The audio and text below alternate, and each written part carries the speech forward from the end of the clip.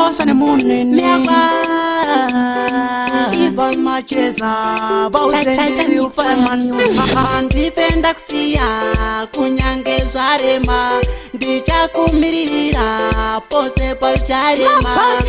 Mai mwana uri shuga Ndikubeje pamakasi senjuga Nekutinda kanamira Moyo wangu pauri wakaperera girl Mai mwana uri shuga Ndikubeje pamakasi senjuga Nekutinda kanamira Moyo wangu pauri wakaperera girl Panoenda kwese ndokutevera Didikana wani muna nonditorera Paunodo na uya wondijegera Uri pachifuva changu wondichemera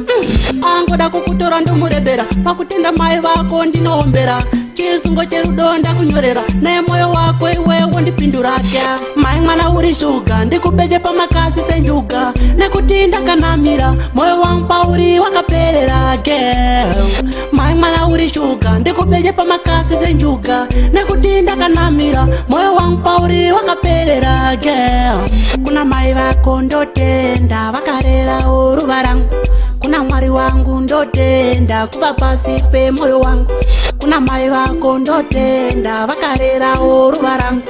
Kuna mwari wangu ndotenda Kuva pasi pe moyo wangu Mai mwana uri shuga Ndikubeje pamakasi senjuga Nekutinda kanamira Moyo wangu pauri wakaperera girl Mai mwana uri shuga Ndikubeje pamakasi senjuga Nekutinda kanamira Moyo wangu pauri wakaperera girl Panoenda kwese ndokutevera Didikana wani muna nonditorera Paunodo na uya wondijegera Uri pachifuva changu wondichemera Angoda kukutora ndomurebera Pakutenda mai vako ndinoombera Chisungo cherudo ndakunyorera Nae moyo wako iwe wondipindurake Mai mwana uri shuga Ndikubeje pamakasi senjuga Nekutinda kanamira Moyo wangu pauri wakaperera girl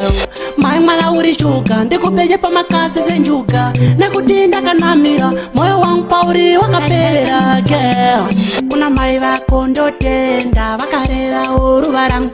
Kuna mwari wangu ndotenda Kuva pasi pe moyo wangu